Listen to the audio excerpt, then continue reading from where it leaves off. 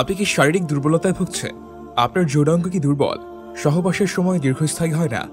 আপনার যৌন সমস্যার স্থায়ী সমাধানের জন্য আমরা নিয়ে এসেছি score double excel maca plus tablet.